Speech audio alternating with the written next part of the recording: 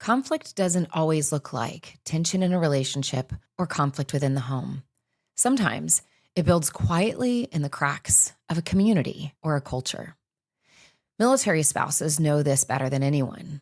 They live in a unique tension deeply tied to the military institution, one that is hard to define and definitely hard to navigate. Yet, the health of the force is reflected first in the health of its families.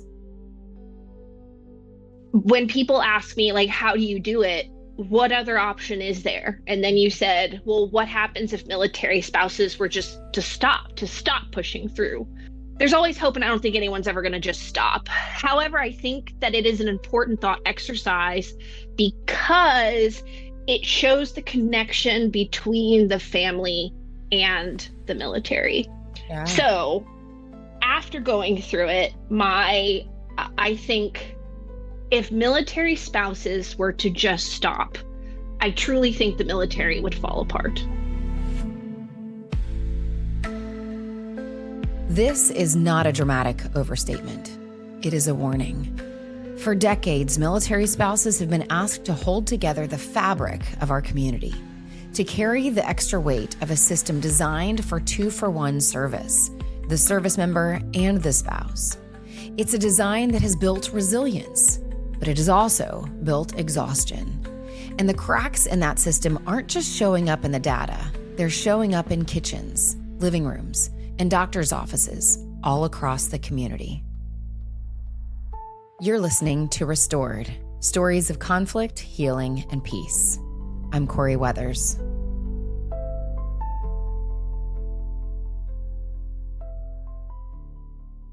Here's one spouse's story, not of breaking, but of reaching out, because sometimes the most courageous act is admitting we can't carry it all alone. I just remember feeling really alone and isolated during that time, and not because I didn't have people around me, but just because I didn't feel like they could experience what I was going through moment by moment. I remember finally telling people around me that I was not doing well.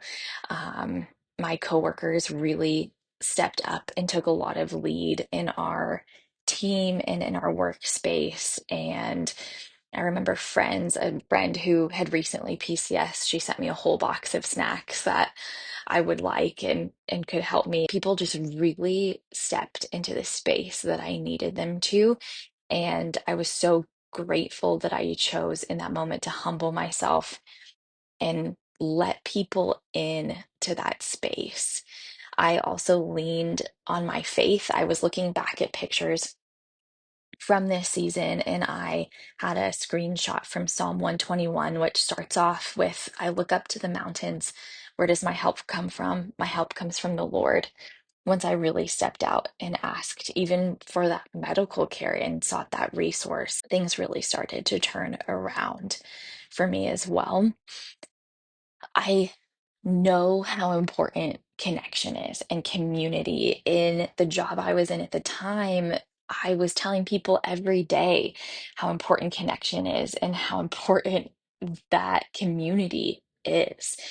And though I had an incredible community around me, I wasn't utilizing it. I was letting my pride get in the way and just sitting in that struggle by myself and just sitting in that dark place by myself and not reaching out. But as soon as I lowered my guard and set my pride aside and stepped into vulnerability, it all changed. And not that I felt better physically overnight, but I felt like I had the strength to make it through because I wasn't doing it on my own.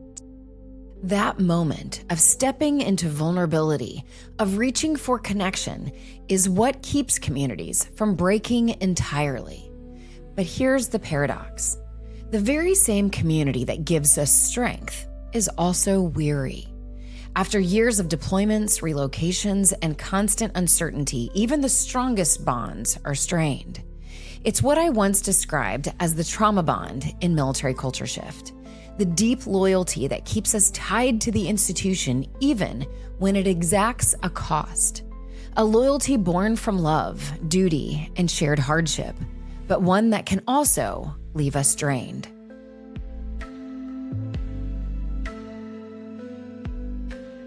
To better understand this paradox, Evie King, president of Independent, a nonprofit founded by military spouses, aimed to provide services and programs around military spouse wellness, partnered with the University of Texas to study military spouse and veteran wellness. It wasn't the first survey or research to come out on how military spouses were doing. However, it was the first time I've ever seen a survey that used clinical scales to see how spouses and how the community was doing on actual and very real measures of clinical depression, clinical anxiety, and so much more. Here's more from Evie King sharing the backstory of Independent, but also how it led them to the University of Texas School of Social Work and the research study that just came out. I found Independent a week after the very first Independent Wellness Summit, then called the Military Spouse Wellness Summit. I was living in South Korea. I knew that there was something not right when my husband, who was in company command at the time, in a very difficult command, was doing better mentally, physically, just overall than I was. I was really, really struggling there. We were about to move, and I got introduced to some of the founders, and the idea of building community really resonated with me because that's always been something that I think is so important to us as military spouses. And I remember the very first time I went to an SFRG event. I'm sure I'm not the only one who felt this way, but no one introduced me to other people in that room. I had to go and introduce myself to people. And I just thought to myself, I'm the new person. Everybody there, they had been through a deployment together. They had some established community, and I was the new person. And there's a really big hurdle for many of us when we go into a room of complete strangers and have no one say, hey, welcome. So the idea of building community was something that, again, I needed. Like, it sounds so very, driven by my personal need, but I think that's also why what we do at Independent feels so important, because the more and more I have stories or hear stories from other spouses and speak to spouses, I learn that more often than not, our experiences are shared. Obviously, there are some variations, but we all need community. We all, to some certain extent, want someone to reach out and help us. And as I like to say, wellness is not a military issue, it's a human issue. And we just have different challenges and barriers that we have to overcome that maybe the civilian population doesn't. But at the end of the day, we're all human. So You and I might know what those specific challenges are, but how would you describe the difference between what military families go through compared to maybe civilian, uh, maybe on the outside? Right. So we just put out research from the Military and Veteran Spouse Wellness Survey. And within the research, we used empirically evaluated scales of wellness that are used within the civilian population. And the reason that we did this was, where possible, where there's already research, we wanted to be able to compare what the military and veteran spouse population was experiencing to the civilian population, because so often we hear that, well, you're not military, right? You're not the service member. So as a result, you're a civilian, which I guess technically is true. But when it comes to the challenges, like I said, the stories, the things that we just experience in military life, it is very different. And so we found that at a rate 2 to 3 times more than the civilian population, spouses were experiencing anxiety and depression. And I think that that's a really powerful number, because it shows that it's not a small difference. It's a very significant difference when you're experiencing rates of anxiety and depression 2 to 3 times more than the civilian population. That says that there's a big difference here that needs to be addressed. And maybe the resources that are available in the civilian population aren't going to meet those needs. So Independent has done an incredible job not only providing summits and resources, virtual summits that are your capstone event that feature lots of experts and advice and guidance, and also virtual community for spouses to get together and share in this experience of going through a summit for an entire week. But Independent has also put out resources for wellness as well. And I've watched as Independent grew and evolved to include looking at all these different dimensions of wellness. So, not just talking about mental health, maybe not just talking about exercise or nutrition, but that there's lots of different dimensions that you just described, even in the data you guys are taking a look at. So, what are the dimensions that make a community healthy? Well, an individual healthy, but also, I would argue, a community and culture healthy as well. Yeah.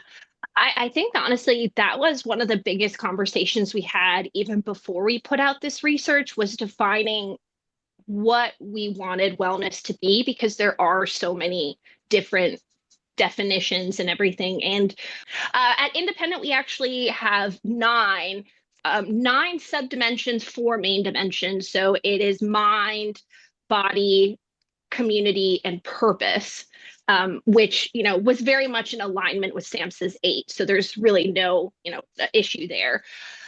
But the reason that we've always sort of approached it that way is I honestly think if you want to help the military spouse and the military family, you have to treat them like a whole person.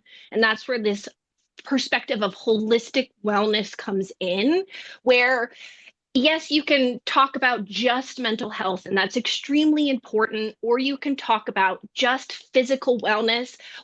One of the dimensions of wellness that I'm really proud that we talk about, and I'm really proud that we bring into this research, is actually environmental wellness, because I don't really hear people talking about our environment, yet our environment has a really big impact on how we live our lives. And the research kind of shows that it's all intertwined. So, for example, to show why we focus on all of the dimensions because they're so intertwined, we asked a question in the survey saying whether or not the light in the spouse's space is good for daily habits and whether they agreed with that statement or not.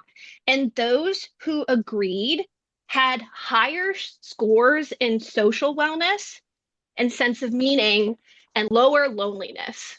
I think by focusing on the whole person, we're able to address it in a way that it's just more comprehensive than maybe trying to pigeonhole people in just one area.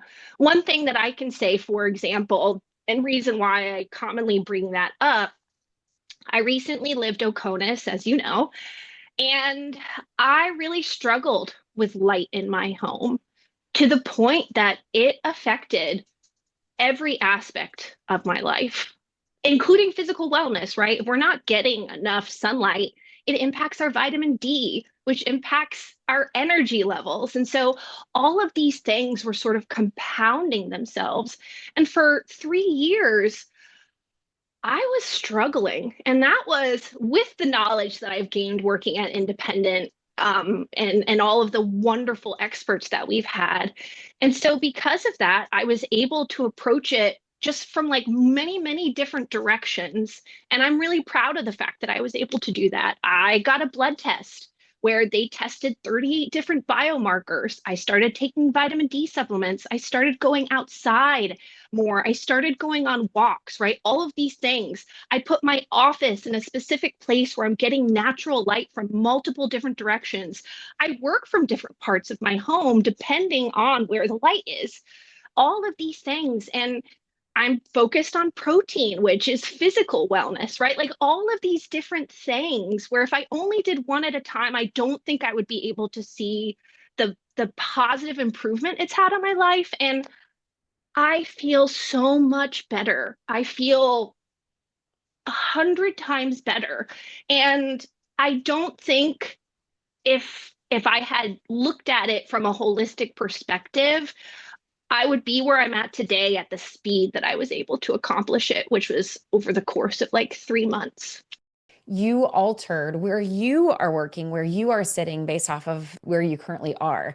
And I think for military families who are placed in environments that they often don't choose or don't have a lot of choices, right? Mhm. Just choosing based off of location and just hoping it all works out. And so, for so many military families, you find yourself in locations like you described in Korea, where you are subjected to some of these issues that come up that do affect your wellness. And some people don't even realize that it's affecting them. And so, talk a little bit about how the community is doing. I know when I wrote Military Culture Shift, all the research and all the writing and putting it into narrative form, really by the end of that project, I it left me and feeling like I had written a Greek tragedy and seeing actually the compounding stress that we had endured over 2 decades and seeing all the red flags pop up along the way and small attempts to address that from a DoD perspective, but never quite addressing some of the big things that families were either asking for or that families needed. Now your research is coming in and highlighting some things that I don't think other research has highlighted before. And so, how would you describe the state of military family wellness right now? It's hard to say. And the reason I know you're probably like, oh, Evie, come on, let's simplify it. So the reason that it's hard to say is another reason why I feel this research is so important and so different is because we ask a lot of different demographic questions that allow us to dig into the subgroups. Because one of the common discussions is we say military spouse, right? And we treat military spouses as this monolith. And so that's why it was really important for us not only to break it down by um, military and veteran spouse, but also to be able to pull out how certain branches are doing, how certain subgroups are doing. So like full-time employed versus homeowner, homemaker, caregivers, those who identify as caregivers. And we did not just limit it to those who are caregiving a veteran, which is also commonly the limit in a lot of research out there for military caregivers. We included parents in this, we included children in this, we included what someone would consider a loved one, because at the end of the day, whether it's your veteran, your child, or a loved one, it's going to impact your well-being, right? When we're talking about caregiving. So the reason why I say it's hard is because there were certain areas that military spouses did pretty well in. So actually, we asked just a one question, how satisfied are you with these different dimensions? And it gave us a little bit of like a quick view into each dimension. At the top was environmental wellness. So I would say about a 7 out of 10 for both military and veteran spouses, right? So definitely room for improvement, but we're doing okay there. Occupational wellness, spiritual wellness, all of that were towards the top. At the bottom, we had physical being the lowest. Then we had emotional well-being being the second lowest, and then social. So those three, which I think are ones that we commonly, I mean, we could probably all pick a story, including our own, where our physical well-being was maybe not at its best, our emotional well-being maybe was not at its best, and social well-being. The highest challenge that we noticed from all of the respondents was finding community, finding that social support. So in many ways, I think the data just validated a lot of the anecdotal stories that we hear. And unfortunately, we just did not have the data to back those up. And I'm a very realistic person. I understand how the world works. Anecdotal stories are great, but they're only going to get so far when it comes to making systemic changes for the better. And now we have data that sort of shows, like, hey, what we've been telling you for all of these years is true. Spouses are struggling to make connections, and it is impacting other areas of their life. Like we mentioned, spouses are struggling with depression and anxiety. So, over half of the people who identified as caregivers reported very high levels of caregiver burden. So, and I don't think, unfortunately, when we hear this, I'm surprised by the numbers, but at the same time, I'm not. I just don't think we knew they were that high in certain areas. I also don't think I was prepared to see that spouses were doing well in occupational wellness. I guess in a way we can say that maybe the last 10 years of putting millions of dollars towards employment resources has helped, even though I think the unemployment rate is still at 22, 23%. I don't know exactly. It's somewhere around there. The needle has not moved. But when we talk about occupational wellness, which is not, that you have a job, but it's the fact that if what you're doing, whether it's paid or unpaid, you're feeling is valuable and meaningful. So we're seeing some progress, I think, in some areas or improvement, maybe. It's hard to say because this is our first time. So some of this is sort of Frankensteining it from other research to show, like, maybe if there's been any sort of improvement. Um, but in general, I would say military spouses are average. Yes. However, I know that one of the things in research that they teach you is to not draw too many connections that aren't there in the Yes. numbers. Yeah. Just speaking as Evie, the military spouse, what what are your thoughts? What's the story that is coming off the page, if you will, of the research? Like, what Yeah. conclusions are you feeling like you can maybe hypothesize about some of the red flags? Let's start there. Some of Mm, the red flags that you're seeing, of what's popping off the page as part of the story. sure. So, one of the things that has really stood out to me is the high rate of loneliness in our community. But the survey research also showed that military spouses do feel like they have support. And I think that those two things feel like they contradict each other. However, I think technology is what is allowing those two things to be the way that they are, because I have a ton of friends. You and I are talking right now virtually, right? We're getting, if this wasn't a podcast interview, we could potentially be having virtual coffee. I can call my family. You can call your family, your loved ones, even when our significant others are deployed. We're no longer just writing letters to each other. We have social support.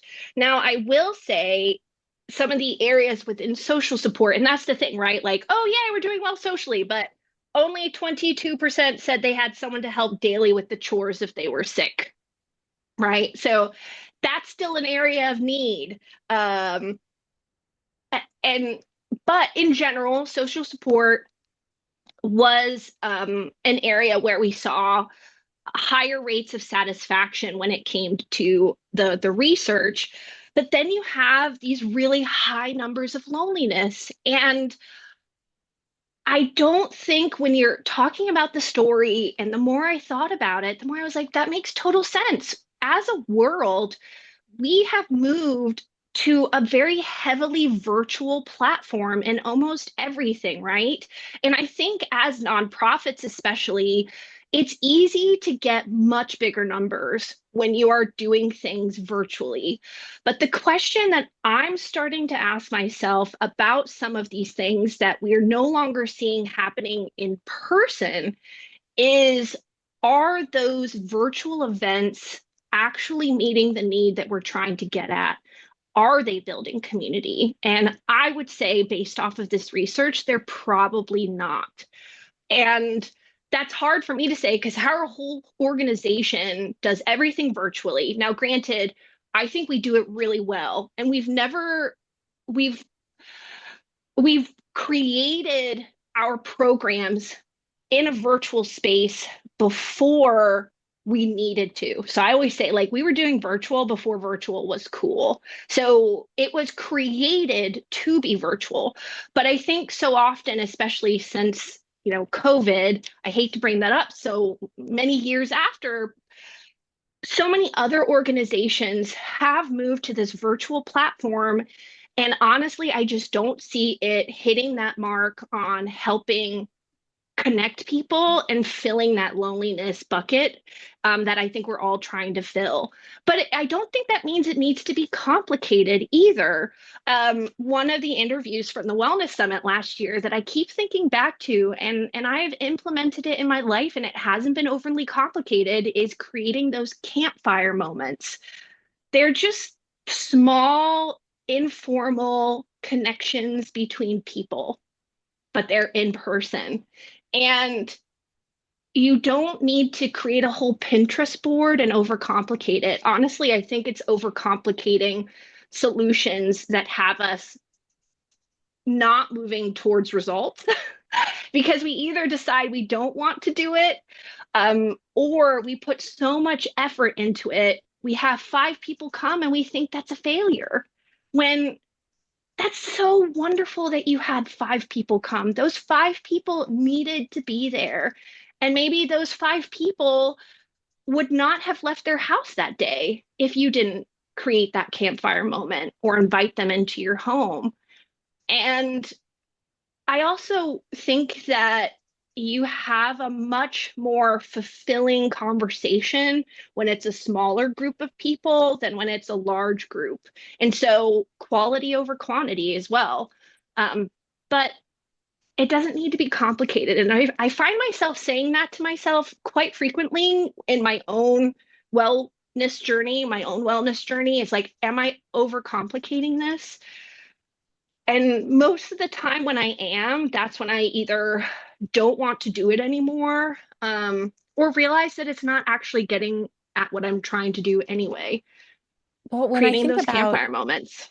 when I think about some of the red flags that I saw in the research when you released it, I think about the generational differences of, Mm, we have Gen Z coming in being the loneliest generation to date, and yet craving those campfire experiences, craving more yes. intimate, vulnerable, mentoring type of relationships.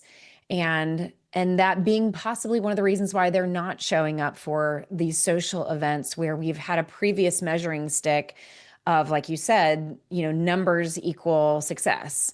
Whereas, Hmm. instead we're shifting to something that we are all craving, every generation, which is connection and intimacy, and community is the measurement of success. And so, on one hand, I can hear some of those contradictions that you are pointing out. What concerns do you have about, we use the term family readiness. Readiness is one of those words that's my word of the year, I think, to not just research, but really explode and pull Mm. apart if possible. Because what do we actually mean by readiness, family readiness?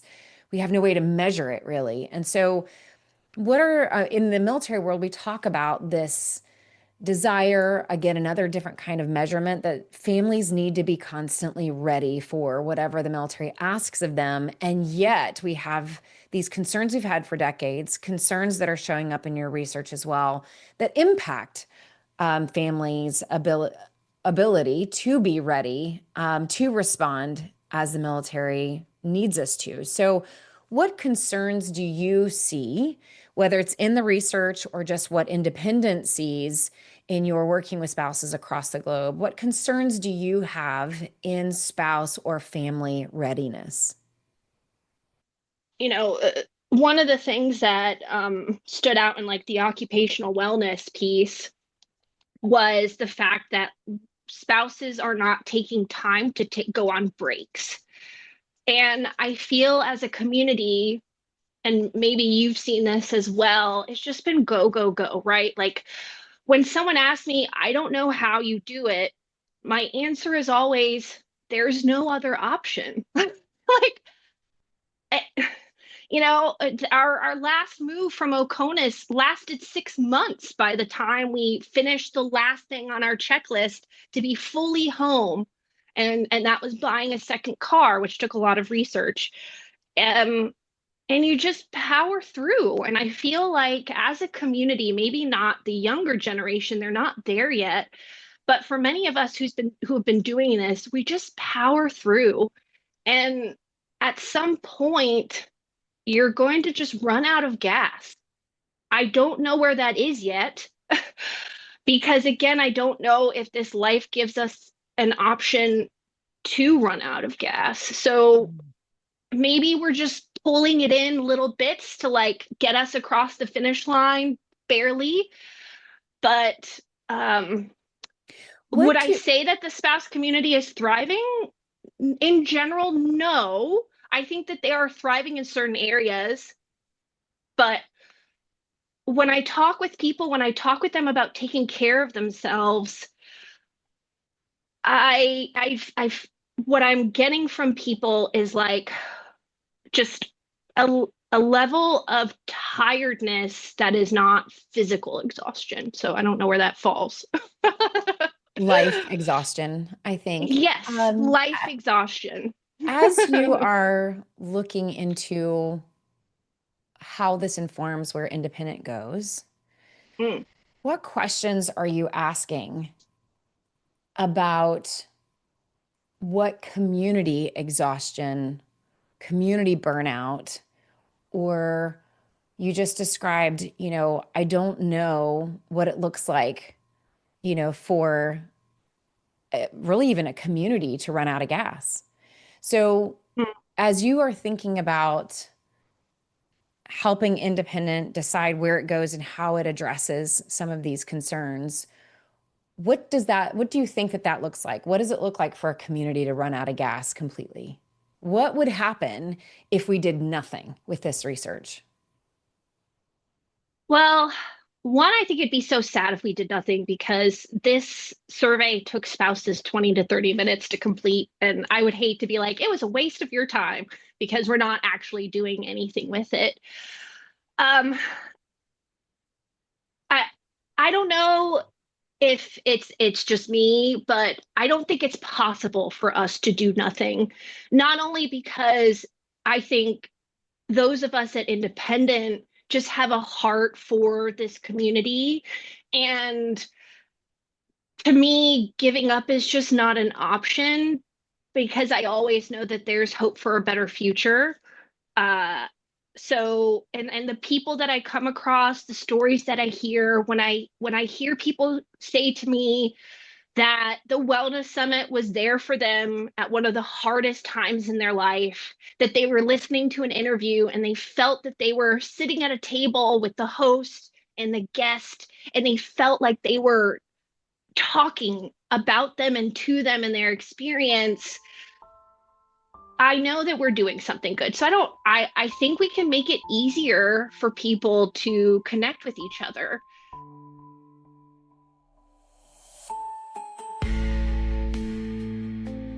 The findings confirmed what so many already feel: compounding stress that doesn't let up, health challenges linked to constant relocation and uncertainty, and isolation that no amount of grit can overcome alone. Taken together, the data paints a picture of a community stretched thin, a force that depends on the invisible labor of spouses without fully reckoning with the cost. After our first interview, Evie reached back out. She wanted to re-answer 2 of my questions, and this time, she went just a little bit deeper. You're listening to Restored, Stories of Conflict, Healing, and Peace. I'm Corie Weathers.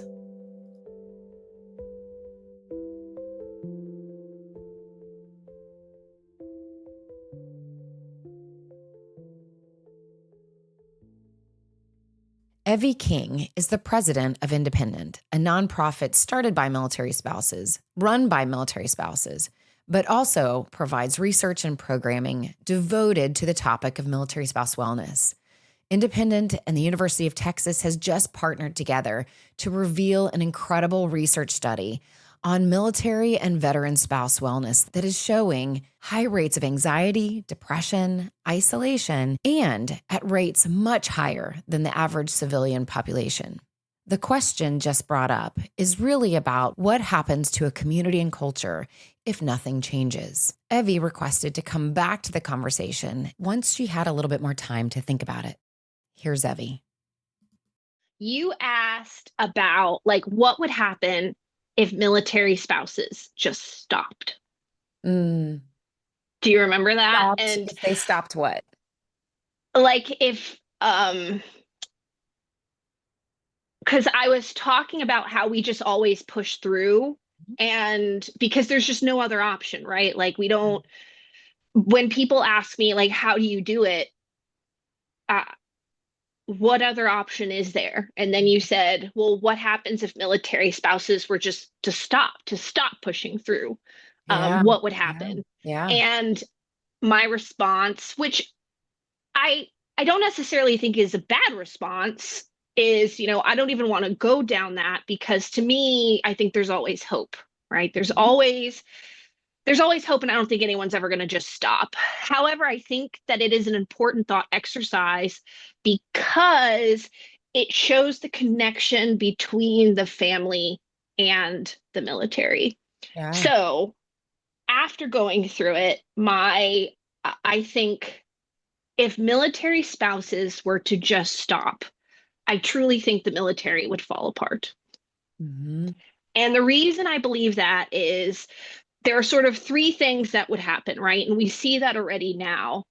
We see military families or families choose to live in geobatch, in which case, that causes a whole other set of issues, because they just don't want to keep moving, or they feel like they're established and they don't want to stop what it is that they're doing. And they've just decided, you know what, I'm not going to follow my soldier around.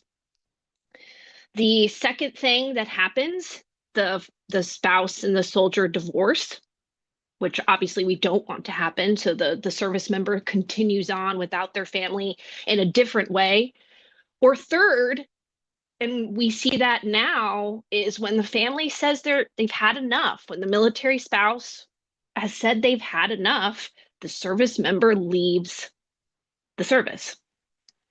And so that's why I think that if military spouses were to just stop, the military would fall apart, because at the end of the day, I think the service member, the ones who are especially married, would choose their family over service, as they should, I unless think we were in some sort of conflict. I think this is an important conversation because when you have some aspects of your research that are showing hope and promise, where spouses are figuring out how to address some of their employment challenges, how to address their own spiritual or soul care. There's some good, hopeful promises in that area of self-care. But there's some other parts of your research that are screaming off the page that Mm-hmm. if from a clinical perspective, if it's not dealt with, that it could sabotage the other good parts of the resilient parts that are doing well. And so I Mm-hmm. think it's important for us to ask that question of, well, what happens if we continue to go down this track and nothing changes? If nothing were Right. to change and spouses would either stay at this state and level of loneliness and anxiety and sleep deprivation, and living Mm-hmm. in uncertainty, we see it countered by people, the ever lingering demand for PCS relocations to slow down, or any of the other issues that would make quality of life easier. So we're seeing, requests for things that would improve that. But if nothing changes, we have to answer that question. What if nothing changes?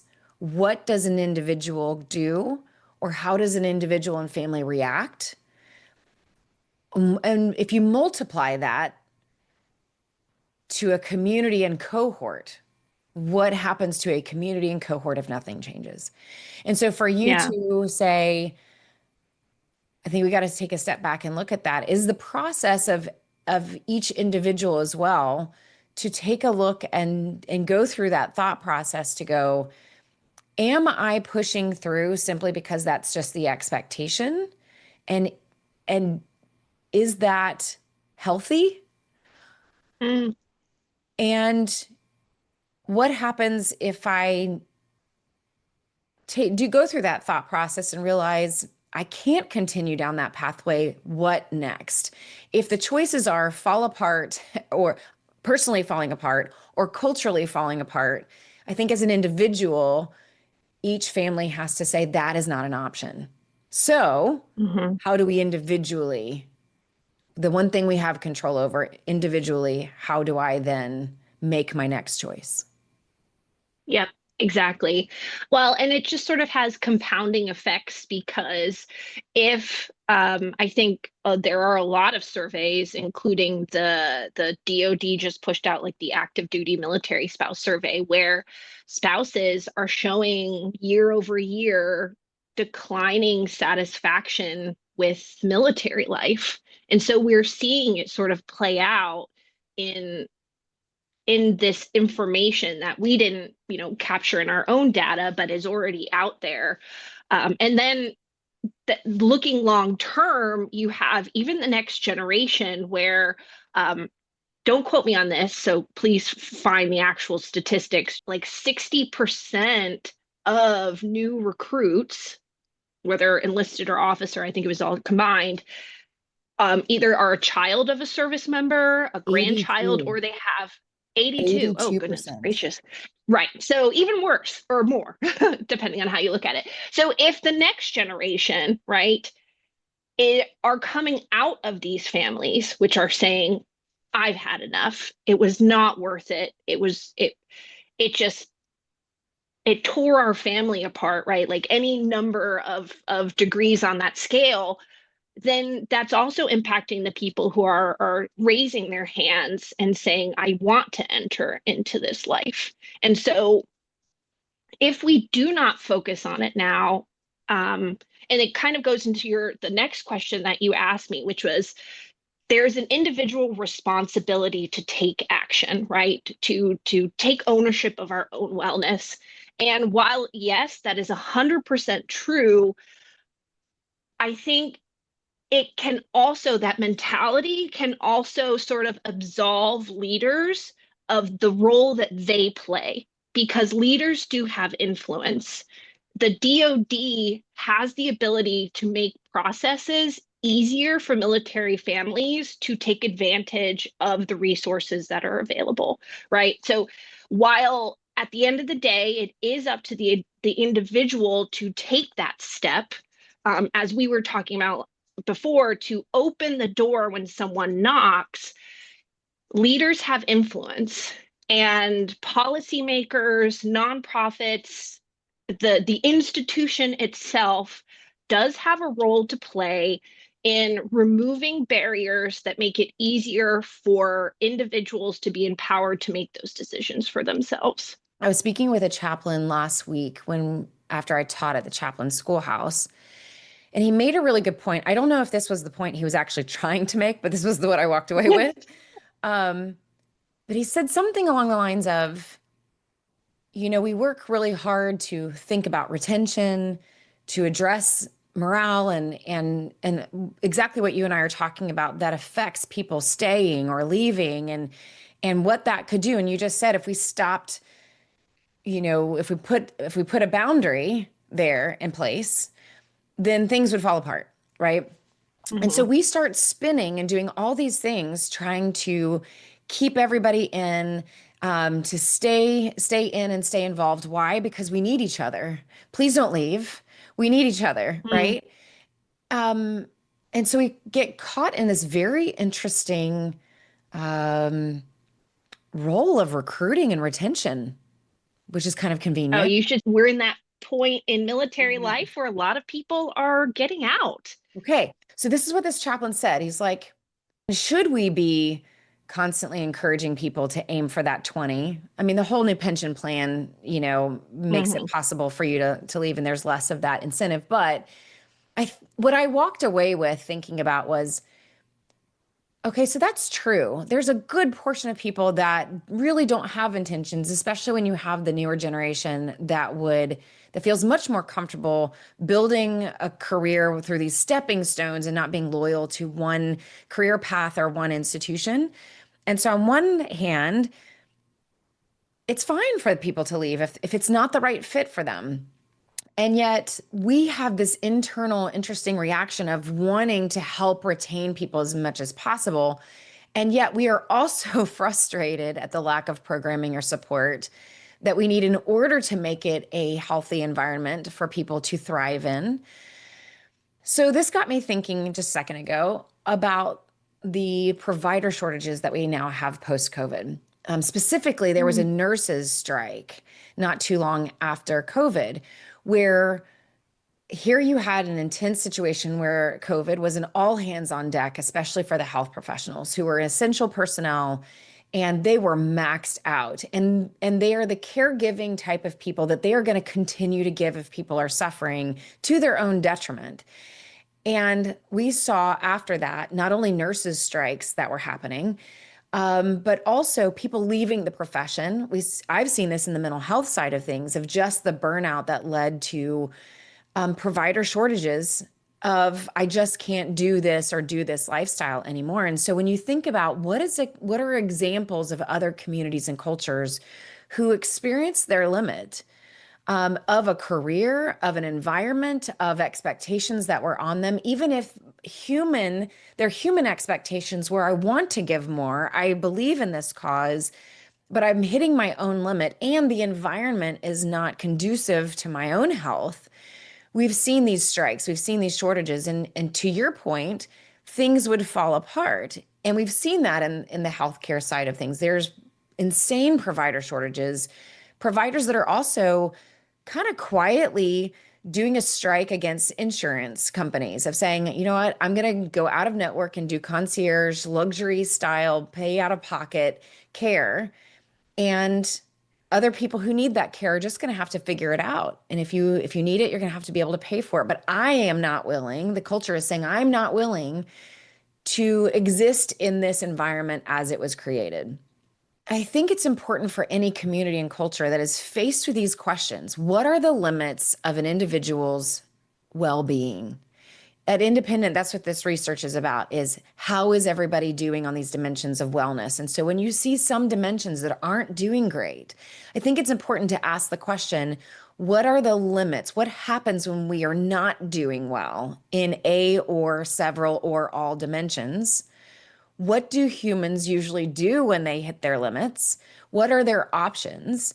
And if we're not careful, we will pick up and continue this belief system within our military culture that says, I don't have any options, I'll just keep going, which was your first Right. response, is interesting, right? That we had to like pause and go back and wait, let me rethink why I answered that way. And then go, Right. actually, we do have options. It's just some of those options are scary. Right. Yeah. Well, and that's why like I was sitting there and it's not, I don't want to say it's not natural for me.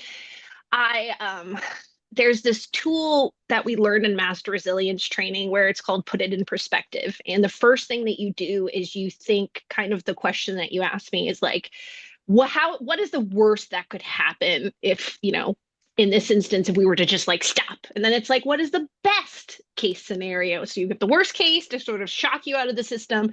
Then you have the best case scenario of like, if everything under the sun worked out, 9 times out of 10, it usually ended up with literally everyone winning the lottery.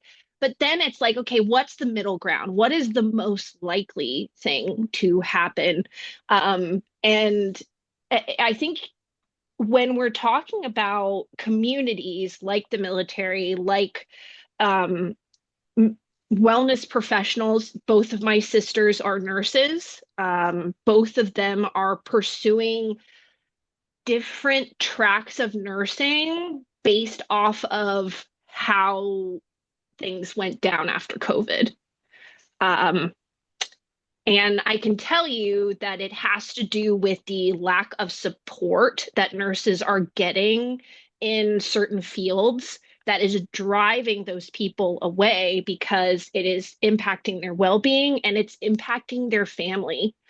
And because of that, they're choosing, as they rightfully should, it should not be a surprise for anybody. And we should be, of course, encouraging this. They are choosing their family and they're choosing their well-being and their happiness. And for leaders to not take that into account when they are making decisions is missing a very important piece of why people do things, right? My husband loves the military. He loves what he does, but he will tell everybody that he is still in the service because of me. And I don't say that because I'm like, oh, yeah, he's still in the service because of me. But he's still in the service because he sees me thriving. He sees me still okay with being here. If I was not okay with it, if I said our family has had enough, he would leave. And we should be encouraging families to stay together. So if you don't take, and I would even say this for the civilian community, if you don't take quality of life into account when you're thinking about your employees and what you offer them, I think that you're just being incredibly naive to what drives people to do what they do in the first place. And yes, we have hearts to serve, and many of us in these fields do that. And I think we push ourselves beyond what a lot of normal people would sort of accept. But there comes a point in time where we have to say enough is enough. And I would argue for the chaplain who is like, well, why would we be encouraging these people to stay?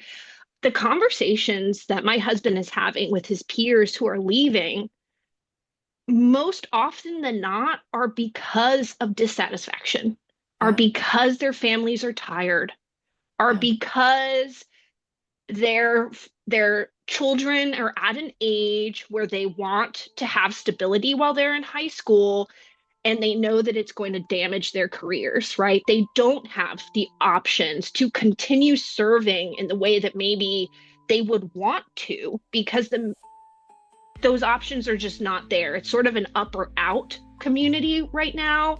And we reward people who overextend themselves with more jobs that overextend you. And at the end of the day, like at some point, they're going to say enough is enough. And we're seeing that with struggle and strain on our family when I could just get out now and hopefully work for a company where they're I don't like the word better work-life balance, but better harmony between work and life.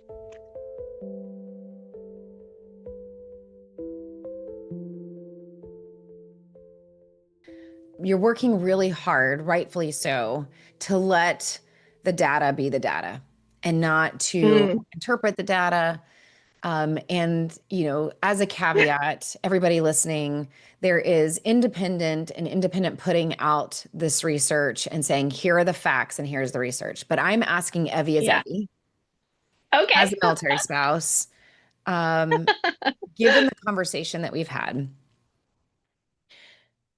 how much, and we can't answer this in a number, but how much of the loneliness, the anxiety, the sleep disturbances, um, the impact that your research shows on caregiving spouses, um, lack of community, how much, in your opinion, could be contributed to some of the cultural dynamics that we just talked about? When you do have the pressure of working later, working harder, mission first mentality, even if it's not urgent, when spouses today still feel that there needs to be a level of sacrifice on their part to support mission readiness, whatever that looks like and however it is defined, that could contribute to those feelings of separateness, isolation, loneliness, exhaustion. So, from your perspective, again, not reading into the data, but just from a cultural, psychological, Mm. observing the culture as you've lived it and watched it, and as you're serving through the programs of independent. Uh, I will say something that I've been thinking of the whole time we've been talking is kind of how, I mean, if we were to talk about this as if it was an individual doing this, I would say it's quite an abusive relationship, Hmm. right? Where you're getting gaslighted. Is that the right word? Where like, oh, and everything comes down to the mission. Your needs are not important. Like that. Yeah, it's an abusive relationship, and I would not say that that warms anybody up to wanting to be a part of it beyond what they're sort of forced to be. Um, I don't know if that was the same feeling for spouses who came before, where because we did not have cell phones, their spouses, when they left work.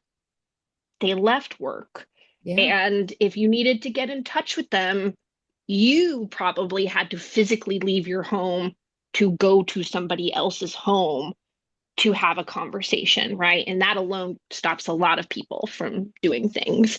So I do think that there were healthier boundaries around work and family life, or work and just life outside of work, which is so important for restoration and just healing and just everything else, right? It's like there's a reason we have sleep. We need that break from daily life. There's a reason that we are not working 24 hours a day. It makes you actually highly unproductive. But it's an abusive relationship. And so I would say all of the stuff that we have talked about does not exactly, when I think about it in its entirety, and the moments when I feel tired and almost want to separate myself from the community, because I too have thought that. I've thought like, hey, I need a break from just trying to solve all of these problems and focus on something else. Like I need a palate cleanser. Hmm. Hmm. um, it's always the times when I feel like the military just does not give us a moment away from it. Hmm.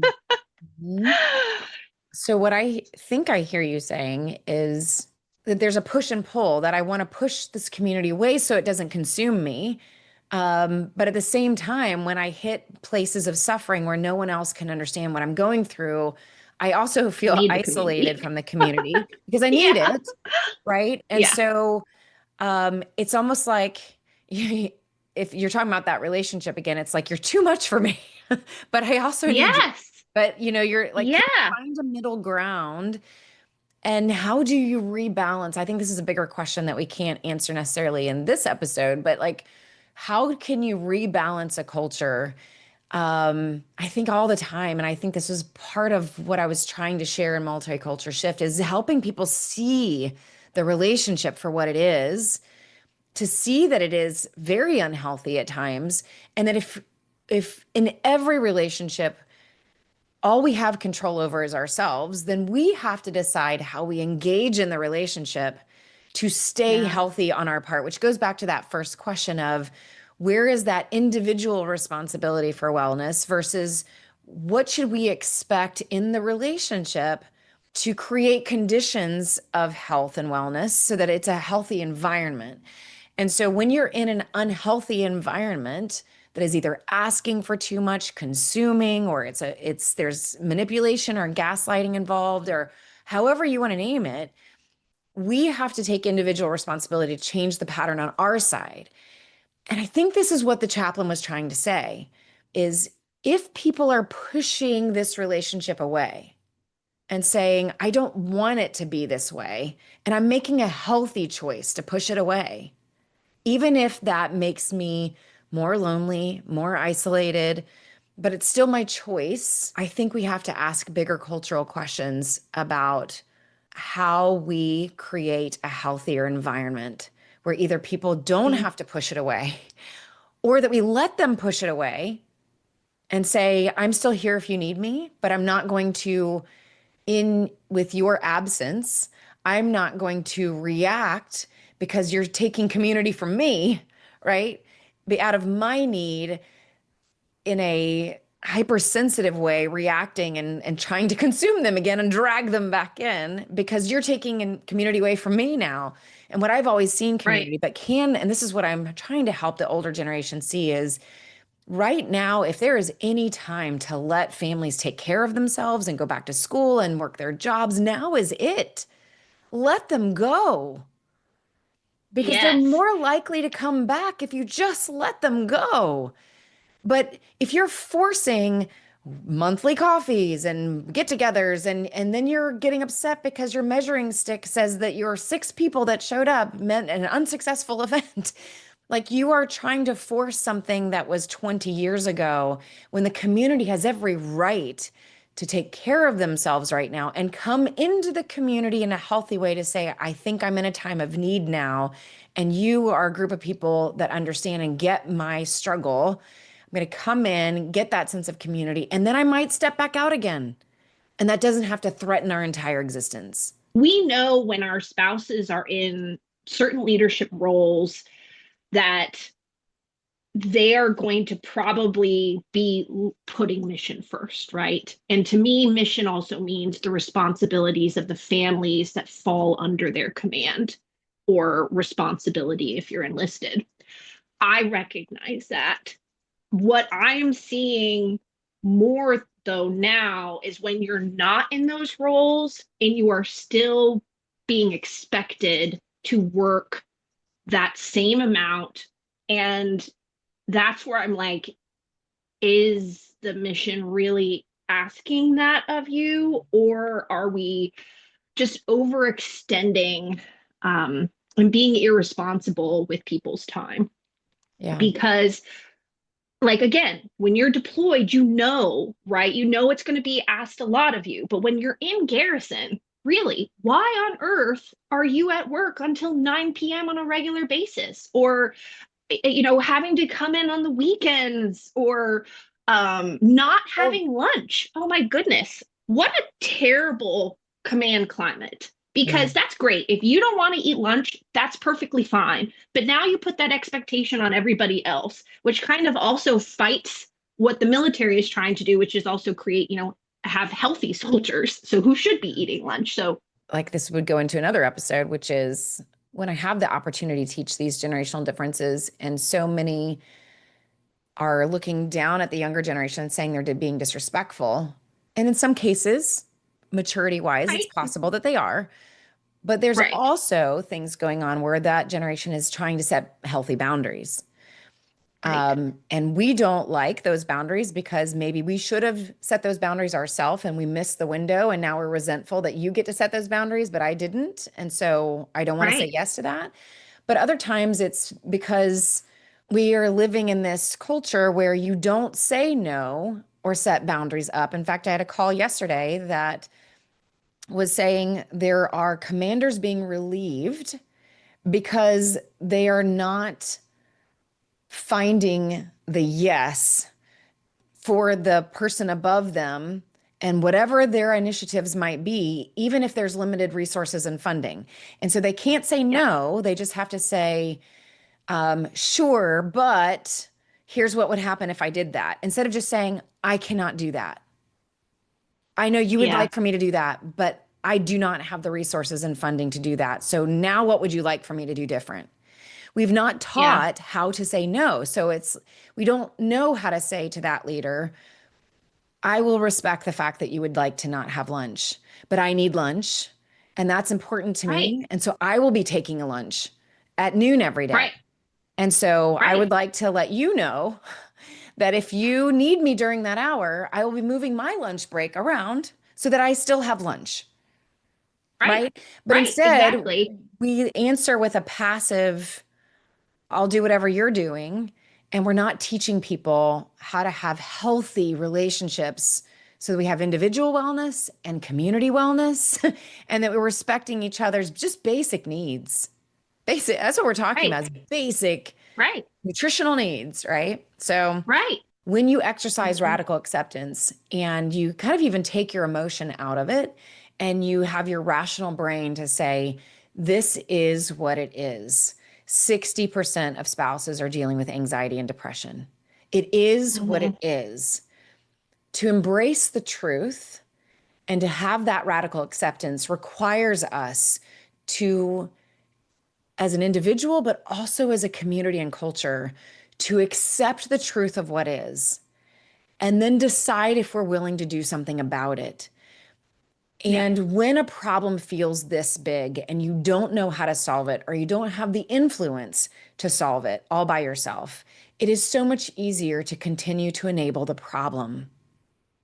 Yes. And that's what we have seen this community do for decades, is just enable the same belief system, the same problems, the same structure and routines, and what we just described is that it has progressively and gradually gone off track as Mhm. technology and social media and cell phones and everything have also made its way into the community. And so at some point, things have to hit a limit, which is also practicing the radical acceptance to as you did, Evie, to critically think through it and say, you know what? Like, we all want it to go well. We all hope it will go well. We all hope that we can persevere through. We all hope that we can find our community and support. But if we do not, what are the consequences of that?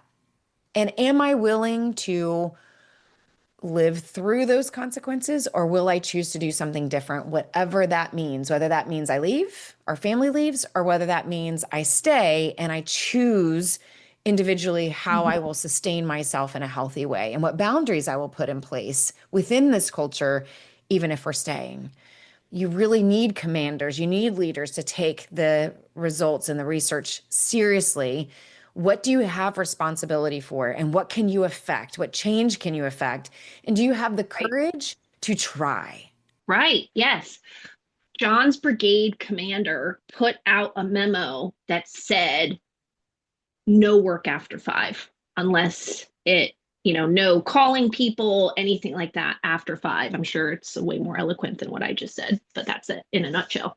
Um, and he would ask people when he found out why someone had been contacted after 5. And they better have a really good reason, and I felt like that to me was a leader doing something different and pushing back on what was the norm. And the norm is that you're a soldier all the time, which means you're available all the time, whether it is necessary or not.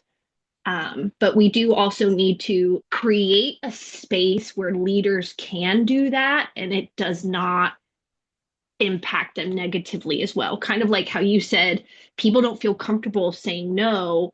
I would argue that the people that they're saying no to have somebody above them who is also not creating a culture where these sorts of things can flourish. And when you don't have a group of people who feel safe giving their honest feedback, provide saying, "Hey, this is not working for me," um, that just continues, throughout all of the ranks because that leader can't say no to his boss. And that's why he's asking or they're asking their soldier to do, whatever it is that they need to do. Mm. Yeah, I think, like you said, it all goes back to culture and it all goes back to boundaries. But accepting it is the first step and also not taking it personally, like you're not the one making these people depressed, like necessarily. It's a complicated issue, but as leaders, where do we have influence? Where can we remove these barriers, smooth things out? That is our responsibility as leaders, to do what we can to again empower people to make those decisions for themselves. And I think that it comes in many different ways, whether it's supporting people's well-beings, creating, healthy boundaries and respecting those boundaries and encouraging those boundaries, creating a space where people can give you honest feedback about how they're feeling and not have that negatively impact their career. Someone should be able to say to their boss, I don't like being in the military right now. And that should not prevent them from moving forward in the military. And I think right now it does.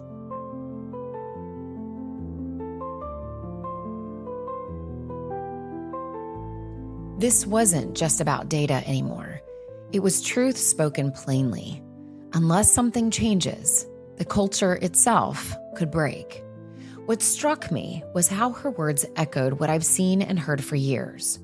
When we expect spouses to be the endless well of strength, we miss the truth. No community can survive on extraction alone. This isn't just a military story. Research on collective trauma tells us that when communities carry too much pain for too long without relief, the results are predictable. Trust erodes, divisions deepen, and people turn inward. One article put it this way: communities under prolonged stress without adequate support will struggle to maintain cohesion. Healing requires more than individual grit. It requires collective care, new resources, and intentional repair of the social fabric. In other words, at some point, reinvestment has to happen. And here's the hope. Collective trauma can also give way to collective healing. Communities begin to recover when individuals are given the space to care for themselves, when neighbors invest in one another, and when individuals remember that care is not optional, it's mission critical. Peace, in this sense, isn't just the absence of conflict.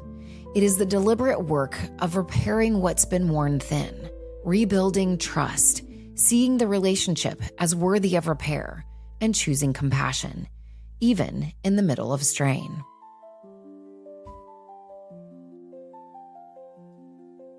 This is Restored, stories of conflict, healing, and peace. If you're a military spouse, or if you've walked through conflict in your own community, I'd love to hear your story. Record a short voice memo and send it to restored@CorieWeathers.com. 3 to 4 minutes is plenty of time to share your story and to help me capture a little bit of what you'd like to express. Your voice and your story could be part of a future episode.